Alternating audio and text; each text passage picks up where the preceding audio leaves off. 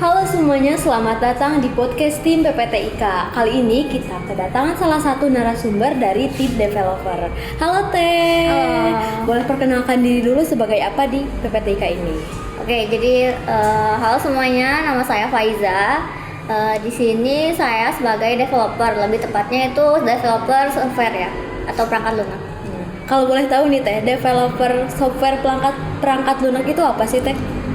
Developer itu ya kayak artinya ya pengembang. Jadi kita tuh ngembangin sebuah perangkat lunak yang bisa seenggaknya dipakai gitu, sebuah produk perangkat lunak gitu. Tapi kita yang ngembanginnya gitu. Sebagai developer tuh kita mengembangkan perangkat lunak itu. Nah, biasanya Teteh ngerjain project dari sebagai developer itu biasanya berapa lama sih Teh? Itu tergantung sih gimana projectnya ya, kompleksitasnya tuh gimana gitu. Kalau misalkan emang kompleksitasnya tinggi ya kita perlu rencana yang matang tentunya, dan itu pasti makan waktu yang lebih lama dari biasanya gitu. Kalau boleh tahu nih Teh, gimana sih proses kerja developer dari awal sampai akhir? Dari awal sampai akhir, jadi yang pertama tuh pasti kita ngerancang si softwarenya, si perangkat lunaknya. Jadi kayak kita ngerancang alurnya dulu, si softwarenya mau kayak gimana gitu. Terus setelah itu kita buat kayak database-nya, terus kita buat mock-up kalau kita sebut ya. Kalau di developer tuh kita buat mock-up dari UI-nya. Lalu setelah itu baru kita masuk ke coding yang bener-bener kayak ngerancang produknya gitu.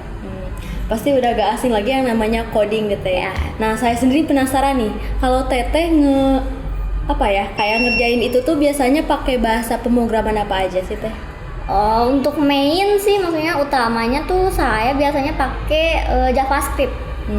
Jadi kayak JavaScript itu lumayan udah masuk ke bahasa tingkat tinggi dan bisa dipakai di bagian backend ataupun front end-nya gitu. Jadi kita fleksibel lah si bahasa itu Teh gitu. Nah, kalau pas awal-awalnya kenapa sih Teteh mau terjun ke dunia coding ini? Awalnya kenapa ya? Karena mungkin aku suka aja gitu sama teknologi, dan lebih tepatnya sih kayak awalnya banget tuh karena aku penasaran sama teknologi gitu aja sih. Dan mulai terjunnya di situ gitu awal mulanya. Kan tadi Teteh bilang kalau sekarang bahasa pemrogramannya mainnya di JavaScript. Nah, kalau pas awal-awal terjunnya mainnya kemana dulu? Waktu awal tuh aku lebih tepatnya itu main ke C++ sama Pascal. Itu udah lama banget, itu udah jarang ada yang pakai juga sekarang, jadi ya gitulah. Kalau boleh tahu nih, perbedaan yang dulu sama yang sekarang dipakai tuh gimana sih Teh? Maksudnya? Bahasa pemrograman yang dulu sama yang sekarang bedanya apa? Oh, kalau yang dulu tuh kita kayak cuman lebih ke struktur gitu, lebih kayak kita bener-bener ngejabarin kayak kodenya gitu, kayak bener-bener ada kayak kode khusus yang bisa dibaca oleh bahasa itu sendiri gitu. Kalau di JavaScript itu udah kayak bahasa sehari-hari gitu, udah cuman ya ada strukturnya, cuman kayak lebih pendekatannya ke bahasa kita sehari-hari gitu, jadi lebih mudah juga. Kalau misalnya kita ngerjain project di developer atau coding itu sendiri, biasanya Teteh ada hubungannya sama AI gak sih? Dan contohnya apa? Selama ini belum ada sih, aku belum pernah berhubungan dengan AI. Tapi kalau untuk membantu kayak mungkin aku ada kesulitan, biasanya ya buka-buka sedikit tentang sama AI-nya gitu. Nah, kan tadi misalnya ada trouble nih, misalnya pas lagi ngerjain tuh ada kesalahan teknis. Nah, cara Teteh sendiri menghadapi itu semua kayak gimana sih Teh? Kalau trouble tuh biasanya sih ada dua macam ya. Jadi kayak yang pertama tuh kita punya trouble pas kita lagi kita lagi ngerancang gitu. Nah, biasanya kalau misalkan lagi kayak gitu tuh kita nggak tahu sih trouble-nya apa. Jadi kita harus telusurin lagi, terus kita diskusi tentunya sama tim kita diskusi, baru kita kayak cari tahu dan cari gimana cara nyelesainnya gitu kan. Tapi ada juga trouble yang kayak aplikasinya udah launching dan udah dipakai misalkan sama orang lain gitu ya, dan tiba-tiba ada masalah. Biasanya itu kan masalahnya udah kelihatan ya, jadi kita langsung terjun ke pencarian masalahnya gitu. Nah, kalau misalnya Teteh bikin website atau aplikasi, ada sistem keamanan khusus gak sih? Kayak protection khusus biar gak kena hacker tuh ada gak sih Teh? Nah, ada, kalau di kita ada sih. Kalau yang paling gampang tuh token ya. Biasanya kita setiap kita pakai aplikasi tuh pasti usernya tuh punya token masing-masing gitu. Nah itu kayak gimana caranya teh? Kalau itu sih biasanya kita ada yang namanya JSON Web Token. Nah itu yang paling sering saya pakai sih. Gitu. Dan itu tinggal kayak kita terapin aja di aplikasinya maupun di backend ataupun di frontend. Kalau boleh tahu nih, kan Teteh ini udah lumayan lama banget lah ya di PPTIK ini. Nih kalau boleh tahu, proyek apa aja sih yang udah Teteh garap di PPTIK sama di LSKK ini? Project lumayan banyak ya, tapi yang terakhir tuh yang paling baru itu aku buat, bukan aku doang sih ya, bersama tim kita buat aplikasi Siap. Jadi Siap itu kayak singkatan dari sistem informasi lupa aku. Jadi sistem informasi persediaan dan aset Siap gitu. Nah itu tuh lebih tepatnya kayak inventory lah, lebih gampangnya diingat. Nah kalau itu gunanya untuk apa tuh? Kalau inventory itu kayak ya seperti namanya inventory, jadi kita buat ngatur dan manajemen sama men-track persediaan dan aset-aset itu gitu. Kalau boleh tahu nih Teh, dulunya Teteh jurusan apa sih sehingga bisa masuk ke dunia coding ini gitu? Dulunya itu aku jurusan RPL. RPL. Jadi Ya, sekarang jadi kayak- dilanjut lagi ke dilanjut aja gitu, kayak udah sayang kan. Ya. Udah dapat ilmunya ya meskipun cuman basic gitu kan, tapi kan kalau nggak diterusin sayang gitu. Ya, benar-benar sih. Nah, menurut Teteh sendiri nih, dunia developer di zaman sekarang ini penting atau enggak sih? Kenapa tuh?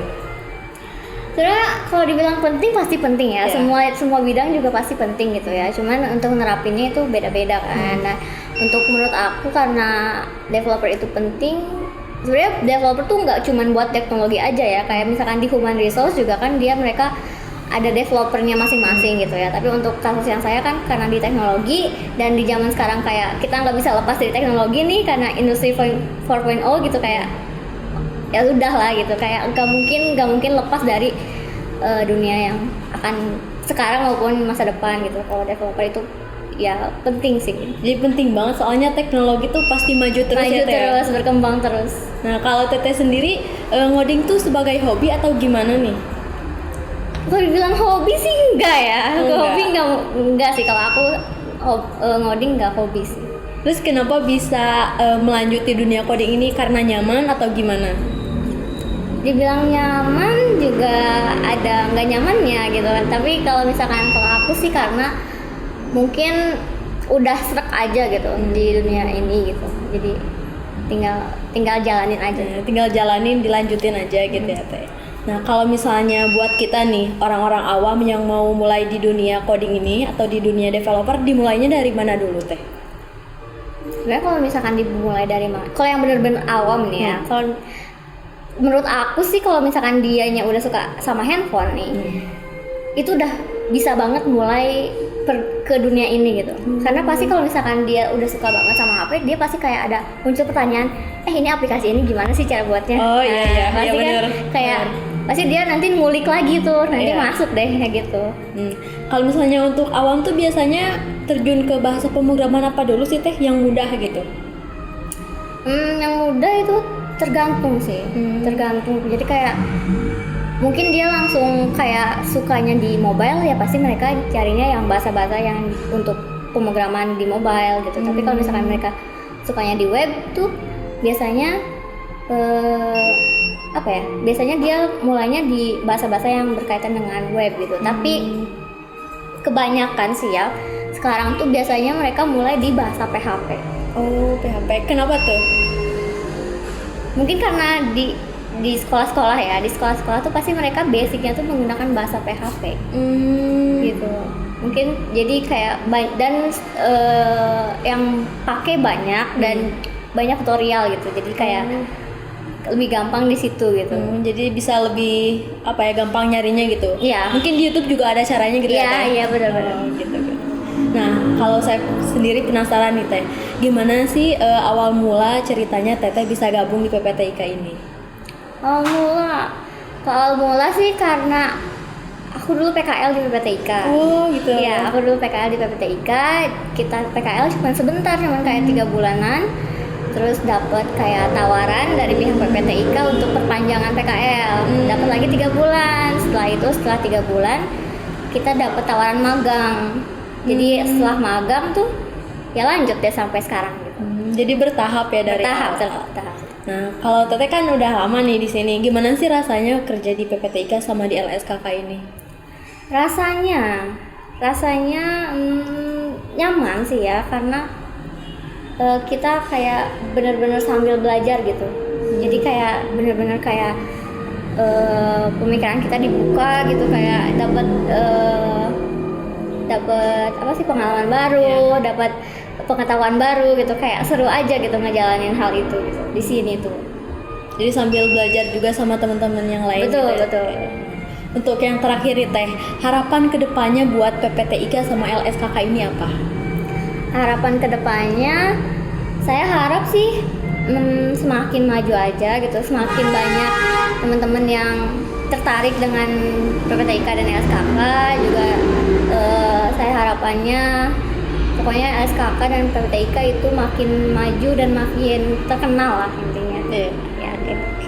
Wow, ternyata seru banget ya kita ngulik-ngulik tentang dunia developer sama dunia coding sama Teh Faiza. Dan buat episode selanjutnya pasti penasaran kan narasumber siapa lagi yang akan hadir di podcast tim PPTIK. See you, bye.